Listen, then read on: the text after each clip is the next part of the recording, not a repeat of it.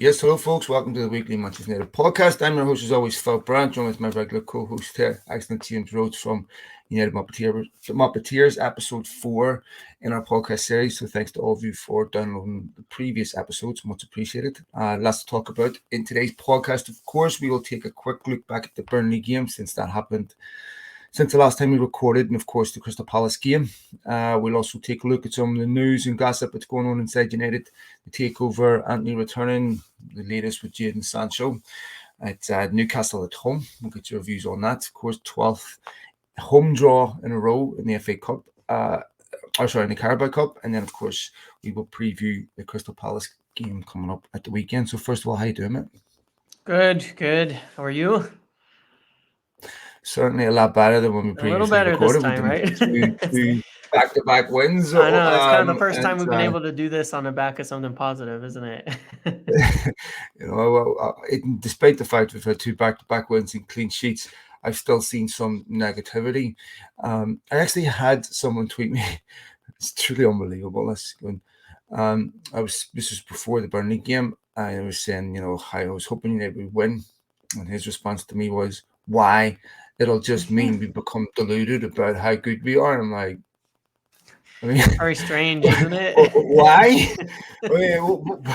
Should we just lose every game, man? I mean, I really, there's lots of people out there where every silver lining has a cloud, and it's just that mentality. But I was feeling really good about United after the Crystal Palace game. But we'll quickly look at the Burnley game. I know it's quite far now in our rearview mirror since it's happened, but nonetheless, we'll quickly talk about it. There's a couple of things I wanted to pick up in that game that were relevant, I believe, and we saw some of that in Tuesday's game against Crystal Palace. United win the game 1-0. Thought Johnny Evans, of course, was exceptional in that game once. But one of the things that I heard after the game, James, was it was only Burnley, United played poorly, all this, blah, blah, blah. And what I don't understand is why people think United are going to break a bad run of form by going out and beating somebody 5-6-0. You're going to break a bad run of form doing exactly what they did against Burnley. You keep a clean sheet, you grind out a win. It's not going to be pretty. There's an old saying, when a striker goes on a drought, you just need one to go off your backside and then they'll go. It's the same thing, right? This is how you break. Now, I know United have had 2-1-0, 2 single goal victories, and they didn't follow that up. But this was different. It was away from home. Their away record's poor. They kept the clean sheet. They needed to win this game. And I actually think that the third goal against Bayern, insignificant in terms of the result, but maybe significant in terms of psychology, that helped United go into that Burnley game thinking 4-3 isn't as bad as 4-2. 4-3 is not a disgrace. And I think I thought they played well against Burnley, despite Burnley dominating the ball. Yeah, well, we talked about the Bayern thing last week, and there was kind of a couple of perspectives on that, because on the one hand, sure, the 4-3 is probably flattering in terms of the performance. However, you commented that it was positive that they didn't roll over 7-0, which has obviously happened, or 6-1 or something like that, right? That's happened. Even just fighting back to get those goals, you could feel that by the end of the game, they weren't hopeless. They weren't defeated. You may not like, some people definitely wouldn't have liked Bruno Fernandes' comments that going into Germany and scoring 3 goals was good. I know people weren't happy with it because they lost the game, those kind of comments. But I think the point and fact of it was it's better to walk away from the game thinking we fought to score goals and we can, because the self-belief is the big thing we've seen missing. We've been talking about that all season. They don't look like they believe in themselves to win anymore. And that is a hard thing to shake.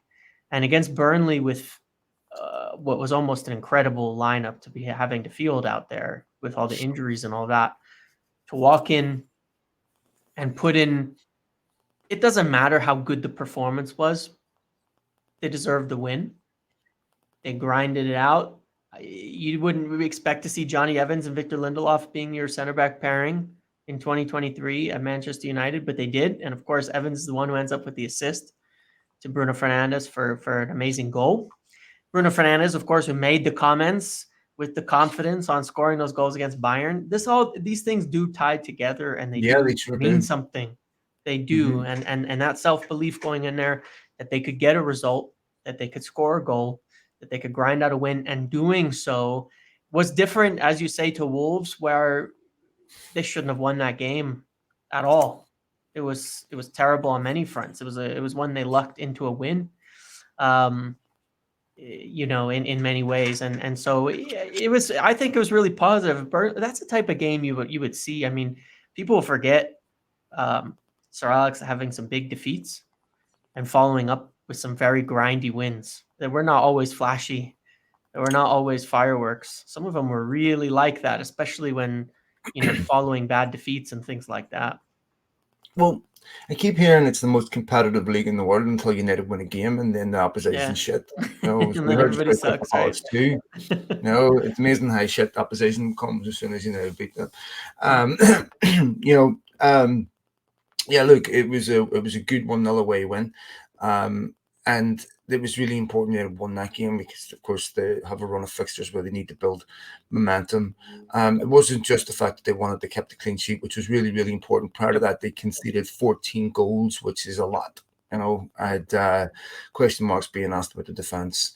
But I think, when we're talking about the lineup, and some people are saying Johnny Evans starting, we need to remind ourselves why. This isn't because United don't have sufficient strength. This isn't because United didn't buy appropriate players. This is because they're going through an unbelievable injury crisis that would affect anybody, right? Yeah. I mean, you take out someone's top 4 centre backs, and at any Premier League club, I And don't care who it is. fullbacks. I mean, Yeah, and you're going to get down to players that you don't expect to be playing. yeah.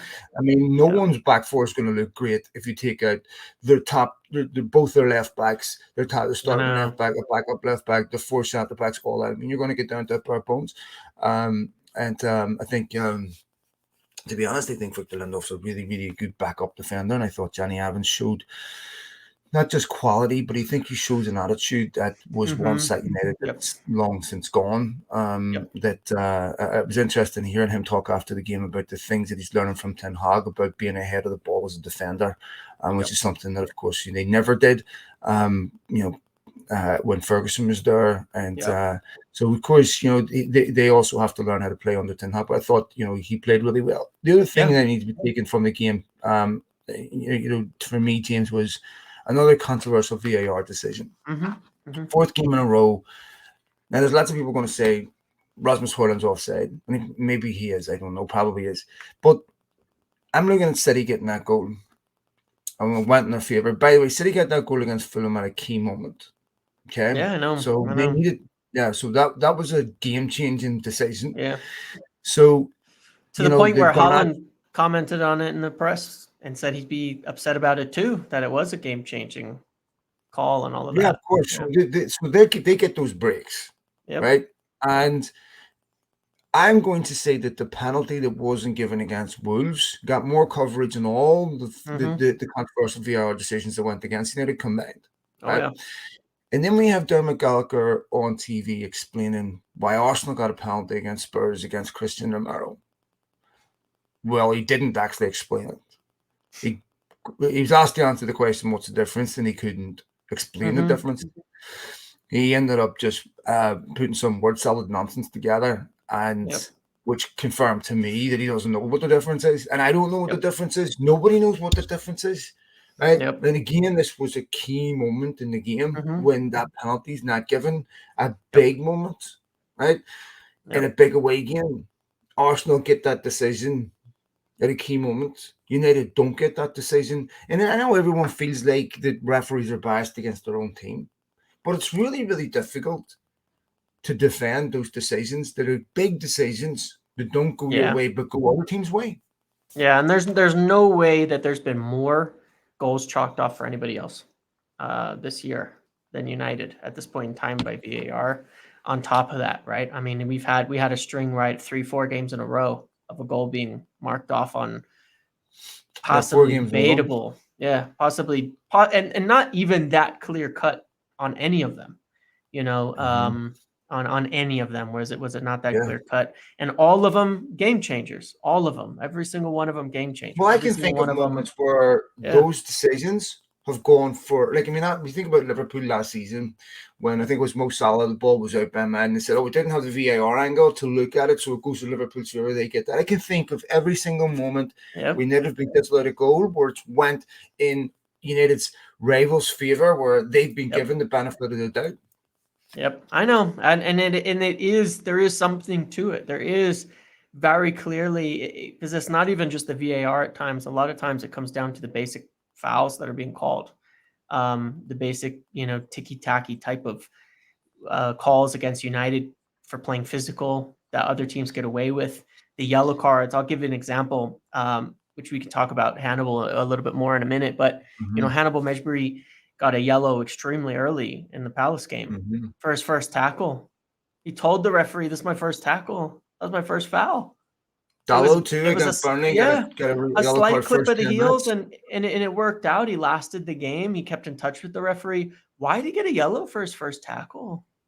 Well, Why does that especially whenever I happen? saw about 5 minutes after that, Yeah, a worse tackle by Crystal Palace. Can't remember who it was. yeah. And I remember what and you're Nappy talking went about. up to the Yeah. referee and said, "Why are you not giving a Why? yellow card here, which is entitled to be Yeah. asked?"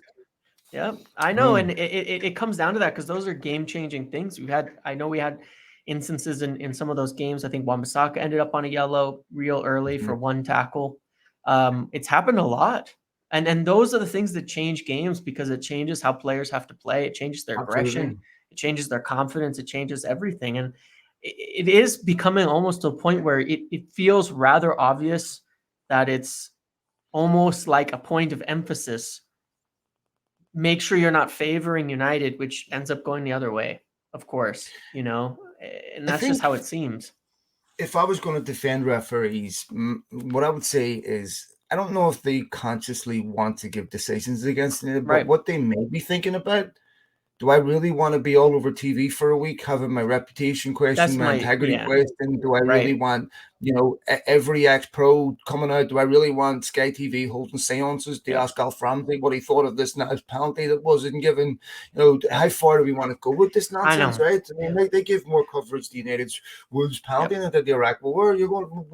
This is absurd. Like, I mean, but the sense.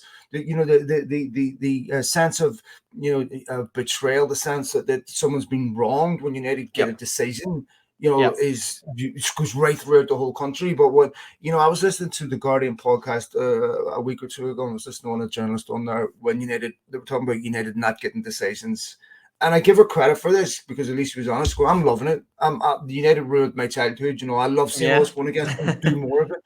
There's no question that's a significant part of fans and their satisfaction and the pleasure that they derive from United not getting decisions. And I have also said this also plays into the fact that they love the Glazers for this reason, because they've been an impediment to United's success. And so I think there's no question that's a significant part of the and look, what we have in the media, James, now is not about quality analysis. It's not about informants, it's about clicks, downloads, and so they play into it. They're not really interested in having balanced media or having informed decisions or having informed debate or having informed analysis. They just want clicks, right? So they'll amplify anything. If they feel like it provokes the correct response and a sufficient outrage. So other positives against Palace you'd have to say Amrabat, of course, absolutely magnificent. Not just his attitude in, I'll play wherever you want me to, and he played exceptionally well. Showed a physicality United haven't had. And at Burman, it's only was his first start.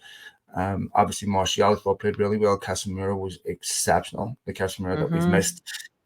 So there was lots of other positives. Another clean sheet against, let's be honest, what is a good Premier League team? Yeah, I mean, they're a solid team. They've been in the Premier League a long time now, consistently, Palace. And, everybody was rotating. Look at the team that we fielded. Amrabat having to play left back. Harry Maguire coming back in the side for the first time in a long time. Who did really well, 100 and 12 completed passes with like 91%, very solid. Rafael Varane coming in off injury, Mount coming in off injury. That's Martial, who's been way out of form. Two teenagers on the wings, and Garnacho and Pellistri, essentially. This is a team that, that if you want to call Crystal Palace bad, well, people have been calling all these players pretty bad on United for a while. So, obviously, they were better. And it's a really, really, really good win in that regard. For one, with the quality, but I think the biggest thing building on Burnley in that Palace game was the confidence and the certainty in which they played. There was no hesitancy from anybody. They had a plan and they stuck to it, and the attitude was there across the board from minute one. I don't think there was a player who started in that game that I would say didn't start it with confidence and attitude. There was not one I'd pick out. And usually even in wins, you can pick a player out that's like, they weren't really in it. There was nobody like that. Every single player I thought was in it from minute one. And that's a difference maker. Yeah, no, I agree. And I think, United controlled the game from start to finish. They didn't have moments in the game where, they start well and then they surrendered momentum. Yep. I thought they played really, really well for 90 minutes. I think there was a key moment in that game from Maguire. First 5 minutes, ball comes across the box, he clears it. If United concede, there may have been a whole different momentum, attitude shift, confidence, just, because it's still essentially a bit fragile, but he clears it. Read it very, very well. I really wanted him to have a good game, so I really wanted Maguire to play well. And a lot of people wanted him to have a bad game. No, I really wanted him to play well. There comes a point, and I know it's different for everyone else. Where you start to feel sorry for somebody, and there's a point where, look, I do feel sorry for him. It doesn't mean that I don't believe he should be above criticism, but I mean, it's hard not to feel sorry for him. But I think the other thing that it showed is how much that dressing room is behind Erik ten Hag. Yep. Yeah, because you had some reports right before that, right? Which is just pretty typical about players questioning things like that. You had a lot of speculation about, who was pushing what, and players disagreeing with, the decisions that are being made, some of the stuff with Sancho, all of that. But when you get that much rotation and those players in there, and you see that belief from players like Harry Maguire, who are one of the most maligned at United, and had a lot of people questioning, if he's one of the people talking to media, things like that, it shows you quite a different story of what's presented out there. And one of the things, obviously, is this happens with any top team in any sport in the world. When they're losing, it's very easy to write, very, very easy to write anything you want about what's going on, what's happening there, what people are thinking, what people are saying, and everybody's going to lap it up. Winning solves everything. It's always been that way. You got to go out. When you go out and win, suddenly it gets quiet. And it is, we talked about that with Maguire too, is the best way to end the criticism for him is to go out and perform. That's what he has to do. He can't talk. You don't have, the words, the interviews, they don't do anything. You got to go out and perform. And that was the best way, I think, for the team to, as you say, show how behind the manager they are. It was to go out and perform from 1 to 90. Yep.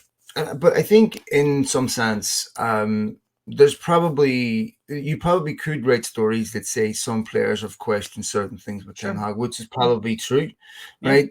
That doesn't mean they don't support him. Exactly. I don't think there's a dressing room anywhere in the country that doesn't have a few players in there that are pissed off. How could there not be? Right? That's just human nature. So when you're losing, that gives voice to the critics because it justifies their criticism and it makes it easy to legitimize. But when you're winning, it's very difficult to come out and criticize the manager and criticize the setup or criticize his methods when he's winning. This is why I said before, if you want to impose certain disciplinary structures, you have to do it from a position of strength. Otherwise, what's going to happen is the players that are disaffected, that are unhappy, they're going to, and make no mistake about it, there'll be players in United's dressing room that want United to lose to justify their sentiment towards Ten Hag and questioning all sorts of things.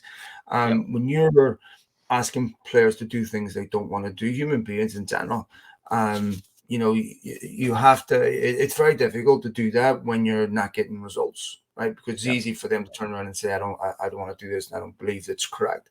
But I think, which of course will bring us to the Jadon Sancho stuff as we, and some other news and stuff before we do that. I just want to make sure, is there anything else left on the Crystal Palace game that you want to single out? No, I think the biggest thing I'd single out from Burnley and Crystal Palace is, in addition, would be touched on it, but Hannibal Mejbri's performance. Yeah. Obviously coming in and really making a mark. And it's the type of thing you hope to see every year at United, because we've had such a... I mean, where would we be if Marcus Rashford hadn't, under fortunate circumstances because of injuries, broke in under Louis van Gaal and scored a couple goals and has been a fixture in the side ever since and carried the team as essentially a superstar at times? Where would we be without that? Where would we be without Garnacho having broke in, in the last year and getting those chances? And Hannibal Mejbri looks to be somebody who, because of all these injuries, because of the difficulties we've been having, has got his chance and took it and grabbed it with both hands. He's a player who, don't forget, cost 10 million at 16 years old. This is the expectation of him, to become this type of player. He's probably one of the first academy players that I followed from the minute he joined and tried to watch every game that he played on loan and all of that. And I just want to comment on it because there's a stat that, against Burnley, he ran more than any United player has run since they've been tracking the running stats, which is incredible in his first start. I think he may have started a game at the end of the season a couple of years ago, but in his first real competitive fixture in the Premier League for United, to do that, he's averaging the most presses in the entire league for 90. He's putting the graft and the work in, but he's also following the plan.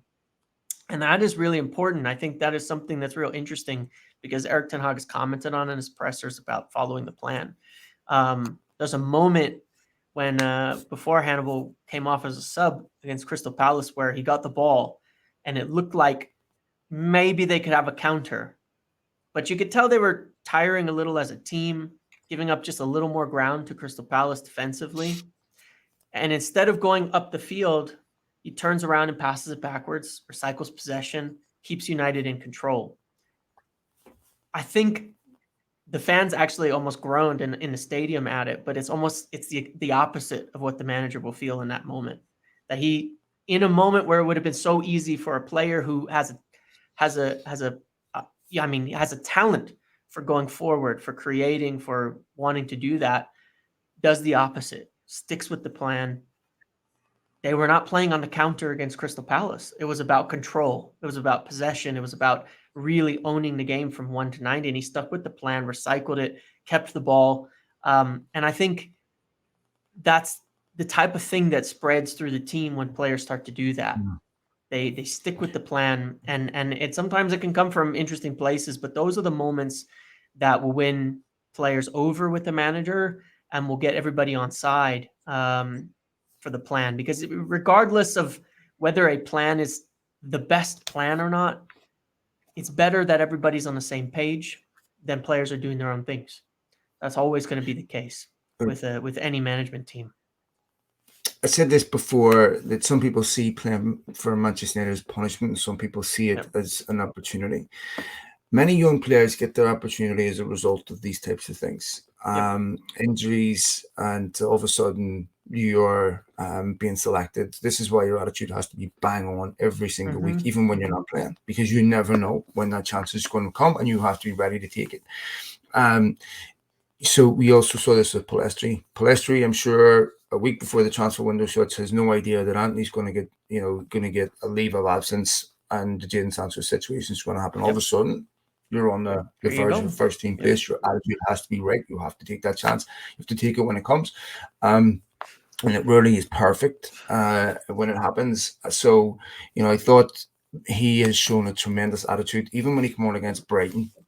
I remember when he came on against Liverpool 2022, we're getting battered, and he started throwing himself about. I was, okay, I like this kid. He's got the flair, but he's also got that little bit of bite to him. And in some sense, he has to control his aggression a little bit more, because he does get booked quite a bit. But I think the loan move to Birmingham has really helped him deal with the physicality. Listen, when he was here, I was at the Wrexham game. And one of the things that really stood out in that game was he got kicked all over the field. Oh And yeah. every single time he got kicked, he stood up, give me the ball, give me the ball. It was very Yep. difficult to intimidate him because he Yep. stands out. He's got lovely balance to him. He's technically very, very good. I thought some of his passing against Burnley, for example, was exceptional. Yep.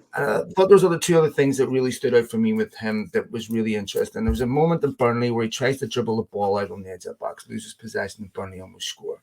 Right? These are moments where it's a test of a kid's character. Yep. And you say, okay, now what are you going to do? Are you going to launch it, right? So you don't do that again? Or are you going to have the confidence to take the ball and do it again? Yep. I think it was about 2 or 3 minutes later, he has the confidence to start to take it again and not let it affect him. Yep. Right. So I think there's a characteristically in terms of his personality, everything else, there's very, very encouraging signs that he is, someone that has tremendous potential. Again, almost went to Sevilla. I know Laurie Whitwell mentioned this on the Fantastic Talk of the Devils podcast, that he could have went on loan to Sevilla. There was other clubs that were interested in him. United decided to keep him. And looks like he's getting a new contract. And as Ten Hag said, you earn your opportunity. You don't get it because you think you deserve it. You have to earn it with him. And I think, that is exactly what young players need to understand. Garnacho, of course, also started the game, scored, and again has shown a really, really positive attitude, despite the fact that maybe it's a bit unfair to be dropped because he wasn't the only one. The only thing that concerns me about Garnacho is it looks like his best position is on the left. Yeah. So how's he getting that in the team? I know that is a challenge, and it's hard because it is going to be challenging there as Rasmus Højlund gets more into form. The position's nailed down for Marcus Rashford. It just is, and it's going to be for the foreseeable future. He's the talisman of the team, new contract, all of that, right? And when he's on, you'd be hard pressed to find a winger better than Marcus Rashford. It's a tough position to be in. My hope is, again, that the situation ongoing provides a little bit of an opportunity. Garnacho is a young player. He's very talented. He's actually decent with both feet. United have at times looked better having someone on the right side who, instead of cutting in, will get to the line. That first goal was created. Yeah, the first goal was created off a pass to Pellistri running down, knocks it into Dallow's path, making the run to the line and cutting it back to Garnacho. These are easy goals. Those are the goals you want to see that we do not make.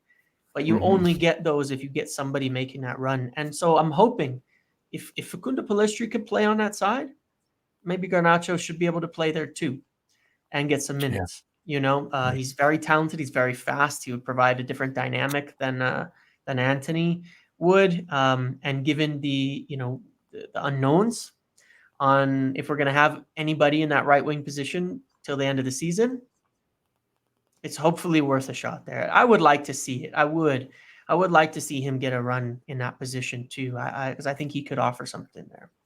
I completely agree. So lots of positives to take from the Palace game. Let's moving on. We've got some news, gossip. We'll talk a little bit about Antony, of course. We'll talk a little bit about the Jadon Sancho situation and Ten Hag getting a new deal. Newcastle at home. The takeover. So we're a little bit of a bugbear on this. I don't like doing this, but I want to do it. Legacy media loathe independent broadcasters, podcasters, whatever. Right. One, it's a snobbery issue. Who are you? You're not journalists. You're not, part of our club. You didn't go to college and do this, university, whatever. So, two, you don't work for a major broadcaster, publisher, whatever. So you're a nobody. Three, it's not a story until we tell it. Right? I don't care whether you told it weeks ago. It's not a story until I tell it. So there's a bit of hubris there. We'll be the ultimate arbiters of what is true and what's not. And four, it's not good for the business model or for their ego to acknowledge that independent broadcasters publish a story 2 weeks before. But if you're listening to this, my suggestion to you is subscribe to independent broadcasters like ourselves, support independent broadcasters like ourselves. We aren't monetizing this content. They're getting paid for this. We aren't. And still we're bringing you this stuff weeks ahead of time. There's a couple of stories that broke this week. One with Jadon Sancho, kicked out of the Old Trafford dressing room, which you broadcast on this podcast 2 weeks ago. I think it was. Yep. And then we talked a little bit about the takeover, where Bloomberg and David Hyler, who knows me by the way. So you will have seen that we put that out there, that Jim Ratcliffe is found in his bed. We brought this to you first. We would like to get credit. We don't get credit. But that's part of the game, and it's disappointing that that's what they do, that there's some plagiarism from us. I'm not saying that, they even after they published the story, we told them that it was out there, so they could have made a correction. So they knew, maybe they missed that we put it out, possibly. I'd give them some benefit of doubt there, but they knew afterwards that the stuff that they put out there was not an exclusive, despite the fact that they claimed it was. Just a hot tip would be nice. By the way, some of these people, just a little caveat, have contacted me privately and asked me for information. So they are certainly people that are happy to use our information when they're using it in their own publications. So it would be nice if they would also acknowledge the fact that we put this stuff out there first. So why don't you go ahead and talk about that, James? Yeah, I mean, it's to some degree, a big problem. Like, one of the things that we've spoken about is that, we're reporting on football transfers and things like that, right? Inside information on a football club, on a sport. It's not the type of thing that has a standard like other reporting would need to or require. It's not going to garner the same criticism. It's not going to get the same thing. But it's also interesting in that it's also become almost a competition of its own, right? Football reporting, it's a constant competition. I rarely see in other areas of media people competing. I know they do. I know that networks in general compete for views and stories and get the exclusives on things like that. But you don't see people saying, oh, I don't know the names of any reporters because I don't watch general news, but you don't see people talking about, this reporter's got a better scoop than this reporter and things like that when it comes to, politics and things like that. But you get it in sports quite a lot. And in the NBA, you got guys like, well, you have two people who pretty much know everything in the NBA, and you have similar in the NFL and these things. But it is interesting. And so I think that a part of it is a lot of people competing for views, for the job, for this, and it leads to an industry where a lot of things happen, and a lot of stuff gets written just for the sake of filling column space and for all of that. It's very easy for someone to take something that's out there, ask someone they know, and then present it as their own information if they think that it's true. It's one of the reasons I did this in the first place on the Muppetier side of it. What got interested and why it took off in terms of growing as an independent sort of media channel was, there's a lot of stuff out there that isn't true that just gets spread around. And there's a lot of stuff that actually is, that goes well under the radar and then gets recycled and changed and all of that. And it's hard to get people to understand that something doesn't become true just because it's now been reported by, Bloomberg. Something doesn't become true just because now it's been reported by the Telegraph or the Times. And I'm not picking on those two in particular at all. When this whole takeover started, well before it, you and I had spent months speaking about it. Little tidbits here and there. And the New York Times wrote an article saying that Manchester United was not for sale. Oh man! They wrote an article that Manchester United was not for sale, that the rumors were false, that it was not true, that all of that. It was all because of an Elon Musk tweet. Oh yeah, that was why. The arrogance of that. It was crazy. Meanwhile, I know. Meanwhile, people will know we have contact, around INEOS in place where Jim Ratcliffe's been working on a sale for 2 years, way before all of this. He's been in contact with the Glazers for ages on this. And I mean, either we're clairvoyant or I know. We have some legitimate contacts. And there was no retraction. Yeah, no retraction, no correction, none of that. And that was the New York Times, and it wasn't not true until and this isn't picking on him at all in the slightest, because he got the official story on this. It wasn't not true before Mark Kleiman at Sky published his story that United were set to be open for offers. It wasn't not true before that. It was true. Yeah, I know. Whether or not something comes out in legacy media or however it comes out in legacy media actually has very little to do with whether it's true or false.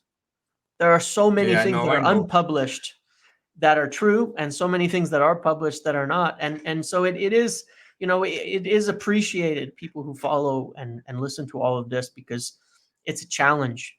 You'll get a lot of heat from people for things you say that they want to contest, and you get a very little credit for the things you say that eventually come to pass.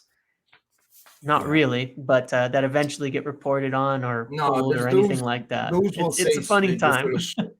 Oh, those will say you're full of shit, and when it finds Yeah. out they're not, they never retract it, and Oh yeah. that's just part of the game. I don't care. So let's elucidate a little bit on this takeover, because as we Yep. were saying that Jim Ratcliffe refining his offer, and as we had said that a couple of weeks ago that there was some dispute over how that was going to be formulated, and how the Glazers were going to continue to have some sphere of influence over Manchester United. Yep. Something, of course, Jim Ratcliffe was anathema to him. He did not want to do that. I understand that why.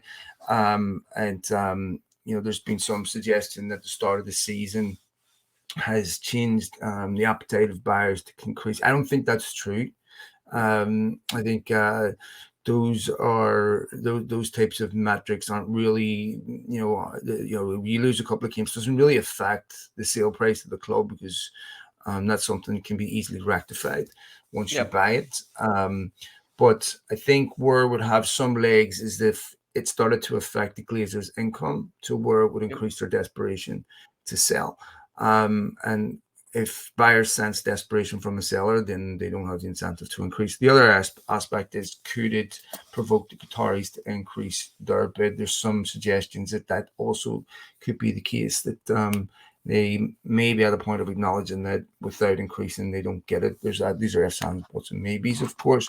But something that Ben Jacobs wrote that we also mentioned on this was that both parties were operating on the premise that they would prefer bidder. When we were saying that that's what INEOS were operating on, I couldn't say that was what the Qataris were saying, but so that was definitely what they were assuming was the case. So there seems to be a confidence on at least the INEOS side that they can get a deal done here. Yeah. And it was, as I was saying, that Jim Ratcliffe, I know, thinks that this is the time now. See, the summer is over, the window is over. There's really no interruptions between now and the end of the season to get something done. There's no reason, if the club is going to be sold, there's really no justification for it not to happen in the ensuing months, and it seems like the right time to push it through. And the thing you can take away from this is that they were having discussions. There were conversations occurring between people around INEOS, Rain Group, and Glazers on all of this.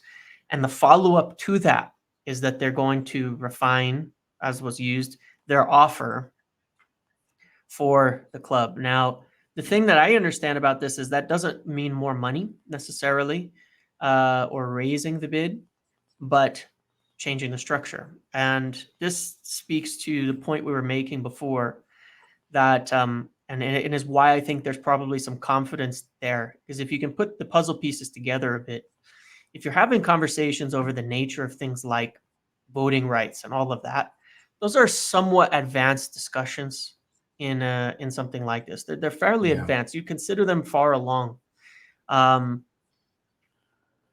If following these conversations, you're going to refine your bid, you likely have an expectation of knowing what the other party wants at that point in time. Because unlike the blind bids that were put in February or March, April, and May, which were essentially blind bids, if you think about it, that's almost like a silent auction, right? Which is what the Glazers were going for, in hopes that the money would keep going up, up, up, up as high as it can go.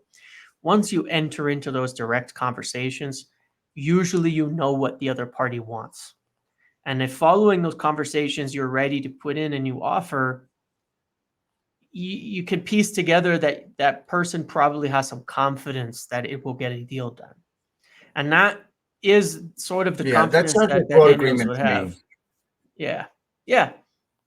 And That sounds like broad agreement to me, and it sounds like yeah. fine tuning a bid to where, because first of all, if we're talking about voting rights for Joel and Avram, it sounds to me like there's a broad agreement with the other four Right. on what that buyout price is. Yep. So it would appear that there's the broad agreement with the six siblings on what it will eventually be sold for. But of Yep. course, what exactly does the two remaining Glazers who will still have some share options on United, what exactly does that entitle them to? Right. So it sounds to me like there's a broad agreement pretty much on most stuff. Otherwise, there would be no point in progressing to that point if there was no agreement on the other aspects. If you can't find an agreement on the acquisition cost, what's the point of talking about the finer details of how would we remain after the acquisition goes through? There's no point in doing that. So that in itself is encouraging. And of course, there are those that think that this is unacceptable, that the Glazers will remain, that Joel and Avram will remain. I'm not one of those. In an ideal world, I wish Jim would get rid of the ball completely. But if they're impotent, they have no say on how United are run, and they're completely peripheral, I really don't care. To be honest, yes, I want them gone, but I don't want the perfect to be the enemy of the good, as they say. Yep. Yeah, well, and that's the point. I was trying to make that point to people, I think all the way back in May, was that, look, don't sit here protesting against a Jim Ratcliffe bid that removes the Glazers from control, because the alternative could be they don't leave at all and they remain entirely in control. Yeah, and by the way, just we're 5 months later, and that's the case. That does not make right? you or anyone pro Glazer, by the way. No, that does not not make even a you little or bit. anyone pro Glazer, by the way. It's the opposite. It's binary nonsense. Yeah, I know. No, I know. It's like whatever it takes. It's kind of know. like the ends justify the means. Is how I feel about that. If the end result is the Glazers are out of control, I don't care what it takes or how it happens to get there. That's sort of the point. It's quite different. I know Twitter isn't known for its nuanced and respect views on information or any topic for that matter. But I put a tweet out the other day saying, if you wanted to learn more about what Bloomberg were talking about, you could watch it here on our podcast. And I'm paraphrasing here, but somebody tweeted back, yeah, why would I watch that pro-Glazer, anti-Qatari racist nonsense? I wanted to respond, and I thought better of it, and I thought, well, why? And I'm going, how truly insane is it that reporting on what Jim Ratcliffe is doing is considered prejudice by someone? I mean, this is an illness. This is insanity. Yeah. And do you really think that? People really think that if the Qataris were putting the bid together on exactly the same premise, I'd report it in exactly the same way, and I wouldn't be motivated out of prejudice towards Jim Ratcliffe. Yeah. This is totally insane. Yeah. And I can't, so frustrating sometimes to read this stuff, and I don't even know I give it oxygen, but anyway.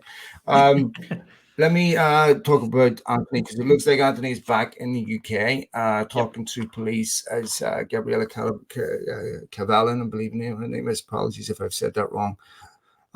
Where he is expected to surrender his phone. And there's a lot of confidence on his side and legal side that they'll be able to address these allegations and be able to move on. Do you know anything about this? No, I mean, obviously, when you consider how these things usually go, unfortunately, I say unfortunately without leaning in one direction or the other. Unfortunately, these things tend to then take quite a bit more time than you'd hope they would when they start digging into all of this, because either way, innocent, guilty, however, you would hope it's not something that drags on for long periods of time. But unfortunately, as we saw with Mason Greenwood, it took a long time for them to even bring charges in the first place, despite everything that they had. It took a long time, and then it took a long time after that. And unfortunately, either way, whether Antony is innocent, unfortunately for him, or if he's not, unfortunately for the victim or alleged victim in this case, it's not likely to have resolution anytime soon, unfortunately. So I wonder, I do just, you think yeah, go do you ahead. think United will leave him on this leave of absence Yeah, until the I think they investigation is will. complete, or do you think that after he meets with the police, they would feel confident bringing him back? I don't think they can. I don't think they can. I think the way that it's laid out, the way that it's viewed, until there's something that leans it one way or another, they're going to have to stick with him being suspended. Well, I Well, think if you not look at suspended, but if you look away. at the statement, James, I thought United chose their words very carefully, and one of the things that Hmm. they had said was to let him stay in Brazil to address some of these allegations. It wasn't to say we'll wait until the investigation is complete. It Right. wasn't, so United may feel confident after he's met with the police to say, okay, we'll let the investigation play out, but we're comfortable bringing him back. I understand that it's difficult now because once you give him the leave of absence, which people will not make the distinction between leave of absence and Yep. suspension. Once you bring him Yep. back, it's almost an Yeah. endorsement in his innocence in some sense. Yeah. But people feel people have their own views on that. But I wonder what United will do in this situation if they will bring him back, given that. I think the issue with him being publicly investigated by the Greater Manchester Police is a problem while that's ongoing, because Yeah. it's going to be being in the news constantly because it's not private. We kind of talked Mm-hmm. about the oddness of the whole distinctions between the private and not private way of things, but it's going to be in the news pretty regularly while he's being investigated by the Greater Manchester Police Department, and I think that it's going to be hard for them to do that while that's ongoing. You bring him into a match day squad and an article comes out that morning that he's been questioned the day before by police. I just Yeah, don't think I they're going to know. want the optics on that. Honestly, I don't Yeah, think they it's not will. easy. I get it. I get it. Yeah. All right. Looks like our Ten Hag discussions. I haven't looked into this in great detail, but I think it was probably a good thing for him that these things have come out before we get to Jadon Sancho. We'll talk about Eric Ten Hag Yep. possibly getting a new deal. I said this even when in the midst of his bad run, United couldn't afford to sack him anyway. They could not afford another rebuild under a different manager. It would reflect awful on the club. But he's not above criticism. He hasn't been perfect. But to me, I think he is the most impressive manager I've seen at United since Ferguson. Yeah. It's an interesting one because even if you have criticisms of him, is there a better plan out there? Can you think of a Yeah. manager at this point that you could say, oh yeah, we'll just replace him with this and that's going to solve this problem that we're having? I don't think so. I don't think that's the case. I don't Yeah, and think I it don't is. think the feelings at United or Ten Hag. Look, I'm not saying that he's not above criticism or he's been perfect. No, nobody's perfect. Nobody's above criticism. And I think if you're objective, you're honest, you would have to say that there's been things he's done wrong inevitably. But I still think Yep. United's feelings supersede Yep. him, which is obvious.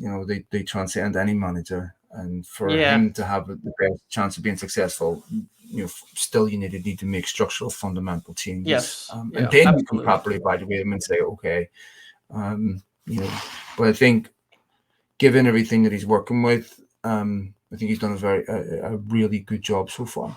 Yeah. Yeah. And I think that this season, we were talking about last week when things were a bit more negative. I was saying let's see how we get on by November, and even when you get these kind of contract rumors that first crop up, usually they take 6 to 9 months to actually get done, and you get that kind of evaluation period. I remember with Solskjaer and with Jose, who amusingly both got sacked right after getting their new contracts, of course, but the rumors have popped up earlier in the season. They go on to have a successful year, and then the new contract comes in, and then things go to crap. But That's a good point. I no, never thought about that. Yeah. yeah, I think that there's Yeah. yeah, exactly. It's like a pattern. Like maybe don't give them a new contract because we see what happens when you give managers at United a new contract, and what I don't know what the hell goes on there. So maybe don't, but I expect that it'll be something under discussion. Probably with the time it'll take, we'll have clarity on Takeover by then, which is obviously going to change things. Will they get rid of the manager? Absolutely not. I think that's one of the positions that you would see with the most security when you have a takeover, because they're going to build from the top down, not the bottom up. And in a lot of ways, the manager is not at the top when you're talking about corporate structures, when you're talking about like an actual club itself. The manager you want to keep in charge because they're going to encapsulate the football side of things and keep things flowing while there might be a little bit of chaos in other areas, which is just natural in a change of business. You'll see them appoint a new CEO. They're probably going to then look to appoint a new director of football, and then they'll start building down from there. But they're going to want the manager to have the backing and the stability during that time. And so I think it's likely either way. Eric Ten Hag's here to stay for quite a while. And I hope yes. Jadon Sancho, my friend, let's evolve the conversation now because obviously this is a story that has constant updates. On the PlayStation until Xbox, I don't know, not done with the kids, so I don't know which device it was on. One of these games consoles, he was up till 3 a.m. Looks like he was playing FIFA. An issue that Borussia Dortmund had complained about before, that he was up on games consoles, which is part of the reason why he was consistently late for training. It would appear, based on some of the coverage, that senior players have told him to apologise. And I'm looking at this and going, there's a young man that's setting fire to his career over his refusal to give an apology. And even if you think you're right, there's no question the best thing for Jadon Sancho to do is to give an apology. He's behaving like someone who's already been tapped up and is confident he's getting a move in January, no matter what he does. But my advice, if I was Jadon Sancho's representative, I'd be saying, right now, this is the most important moment of your career, because what happens over the next 3 to 4 months determines where you move, determines whether you get a move to a top club or whether you get a move to a club where this type of thing is tolerated. Sancho isn't exactly coming off exceptional form. Sancho hasn't had any moment during his United career where he's lived up to his potential. People have to go back 3 years to remember Jadon Sancho at the very highest level. He's been kicked out of the England team. He's been kicked out of United. He's had problems with Dortmund. And you'd imagine that anyone who's going to spend serious money on Jadon Sancho would do their homework and see that this has been a consistent problem. He has to prove Eric Ten Hag wrong, and right now he's proven Eric Ten Hag right. And it's tragic because ultimately I think it's a terrible betrayal of the fans who deserve better, who really have backed him 100%. If Sancho would have been out of Real Madrid, he'd have had the white hankies out 2.5 years ago, right? If Sancho would have been any other top club, right, he'd have been getting pelters, right? He's lucky. He's at United. So for me, this is a kid setting fire to his career when he's so young. And if I'm a top manager and my sporting director says, what about Jadon Sancho? Do we need that in our dressing room? Yeah. And it is difficult because, in the start of the situation, I definitely have some empathy for it, because you can have critique on perhaps his point of, Antony and what's going on there and favoritism and things. You could even, I'm not even saying that a manager can't have favorites. That's the thing. I think I said every manager has they favorites. all do. And it's like, every parent has favorites. It's unfair, but you deal with it, right? It's unfair, but you deal with it. And I think the longer it goes on, the worse it looks for Sancho, and the better it looks for Eric Ten Hag. And that's why it was better that he would have just put it to bed. When you look at the situation, Facundo Pellistri gets a start. Gets 2 starts. He gets a start at Bayern in Champions League. That game was made for Jadon Sancho. He's had great do you want to play PlayStation or do you want to play for Man United? Pick one, son. And Hannibal Mejbri look at the kids who are getting chances here, because they weren't too proud. And I know they were unhappy. I know for a fact Facundo Pellistri was unhappy with his situation at United. Yeah, of course. But it's what you do with these things, right? It's not how you feel, but how you act on those feelings that always makes a difference, right? How you deal with them. I think it was Laurie who said that Hannibal Mejbri was upset and almost left because of these things. Yeah, well, he But wasn't on the knuckle bench in the down. Forest game, really Yeah, yeah, upset. right. That was the one. He was real upset by that. Dan Gore made the bench. He didn't make the bench. He wasn't there. But look now, 2 weeks later, 3 weeks later, what kind of attitude he must have shown behind the scenes Mhm. Yeah, to now be getting starts. It's like to correct. have really nailed a place where he's going to be in this team moving forward. And it's tough. Life isn't easy, and there's wrongs from United, but it's like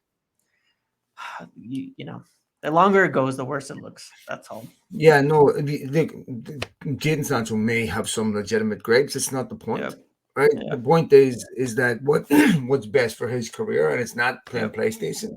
I mean, Yeah. he could be playing against Bayern Munich, right, and putting himself in a shop window, right? Where Yep. big clubs, you go, hold on, this kid's got something special here. It's just often an issue with United and Ten Yeah. Hag, but what Ten Hag is asking of him is exactly what any top manager is going to ask from him. You need Yep. to be on Yeah. time, right? Yeah. If Arteta got rid of Aubameyang for the same thing, right? Mm-hmm. Showing up constantly late to team meetings. You have to get that out of your football club. And if you Yeah. tolerate Aubameyang, it will spread right throughout, right? Yep. So Ten Hag is consistently shown with Ronaldo. It doesn't matter who you are. You break his rules, you're out. Marcus Rashford before the Wolves game on fire, Yep. dropped Yep. for not being on time. So what happened to Jadon Sancho has happened to bigger and better players than him. Yeah. So there is no excuse to say, let me show up consistently to training late and then drop me. There's no argument you can Yeah. make for it, right? Now, he could Yep. argue other players have gotten away with things, and possibly that's true, right? But the way it works, James, always is exceptions are made for players that deliver on the pitch, right? Yep. Eric Cantona got away with more at Manchester United than anybody, right? Mm-hmm. But that's because when he went on the pitch on a Saturday, he was exceptional. But when you aren't doing it on the pitch on a Saturday, there's no motivation to cut you that slack. There's no, Yep. there's no dividend. What am I? You got to give me something. It's got to, Yep. and if you're going to show up late to training and not perform on a Saturday, then I'm entitled to ask you to show up on time for training. Yep. And also remember, Eric Cantona was one of the first people when he came to United to train in the afternoon. I remember United players at the time going, they were program minded. They go out and train in the morning, go home. And it's like, no. In France, we train in the morning and then we train in the afternoon. Yep. Completely changed their training methods and their Yep. professionalism. So Sancho needs to improve his professionalism, in my opinion. All right. Quickly, let's look at the Palace game this weekend. Reguilon should be back. McTominay, Ericsson should be back. Martinez still has some soreness in his foot, so he's a doubt. Varane is back. Kobe Manu and Amado expected back after the international break. Will be a different game this weekend. Bizarrely, Yep. Palace rotated on Tuesday. If you're finishing mid-table and you're not in the Champions League, Europa League, why are you rotating in a It's a competition little on the odd, isn't opening? it? I don't I understand that. mean, But anyway, you got to give a lot of chances to young players. That's how some of those clubs yeah, I make get it, it, but it was obviously. largely Because fringe players. I mean, I get it. Look, I totally yeah, understand that. yeah, But Palace will come out, will play better. But United also will have a stronger team. yep, they will. They will. So I what do think you you'll think? see. Yeah, you obviously the biggest changes you're going to see are in the front line. Marcus Rashford and Rasmus Højlund are going to start in place Mm-hmm. of Anthony Martial and Garnacho. Not that they were bad though, but you certainly get a different dynamic. Bruno Fernandes will start in place of Hannibal Mejbri, for sure. Otherwise, you might see the same team. I think those are the main changes. Those three, and then you have to make that decision on the right. I think one of the biggest decisions that's going to have to be made here is with Amrabat, Mount, and that right wing position. Yeah. Do you? Mm-hmm. It's tough. I don't think that game happens. Amrabat was very good, but that was Mason Mount's best game. Not that he's had a lot for United yet, but that Yeah, was he played by really far well his best first game. half. He was fantastic. His movement, energy, everything he did in the midfield is exactly why Eric Ten Hag would Mm-hmm. want him. Do Yeah, he you did really move well. him now to the right to push Amrabat into the midfield? I don't know that that's the right call. I don't know that that's the right thing. And I know for me that I don't like when they move Bruno Fernandes out of the midfield. I know that. When he Mm-hmm. plays, I don't like when he gets moved out of the midfield. So I think that's going to be one of the things. At the same time, I will say this to because I know people really, really want to see a lot of Amrabat. Some of it's a new toy. Some of it's because he's a great, passionate player who you like his attitude. You want to see him play. I don't know that it's the smartest idea to start your only 4 healthy senior midfielders in the same game and say that that's how we're going to play from now on, given the injury crisis that we've had, right? Amrabat, Casemiro, Mount, Bruno, you're going to need to ride heavy on those 4 players for the rest of the season. We've seen that is going to be the case. You cannot be having to play all 4 all the time and having them get injured. Mount's coming off injury. Amrabat's coming off injury. Bruno and Casemiro never get injured, but whatever. You still don't want to have to ride those 4. And so I think that's the challenge. As much as everybody wants to see it, Erik ten Hag's going to have to figure out a way to not have to play all 4 of them and solve that right wing position at the same time. And that's the biggest thing. I'm interested to see what he does.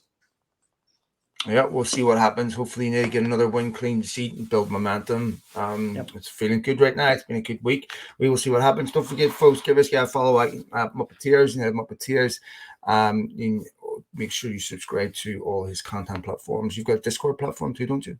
Yeah. And the link's all on Twitter or X or whatever. I've got the link tree. You can join up and follow everything there. The Discord's great, very busy, very chaotic, but a lot of fun. A lot of people talking in there. Okay. Yes, folks, go ahead if you're on the BTP side, give this guy a follow. Thanks to all of you for all your downloads, retweets, likes, all your follows, everything else. Much, much appreciated. We will begin doing these shows live in the very near future.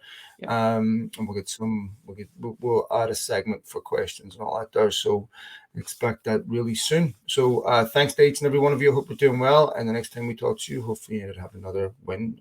Did the United play next week? In midweek? Yeah, it must be the Galatasaray, right? Is it Galatasaray? Okay, yeah. So Galatasaray midweek. So hopefully by the time we talk to you, there's another 2 wins. United will need to win that Galatasaray. Yeah, they need that one. They need that one. All right, folks, take it easy. See you later, mate. Bye.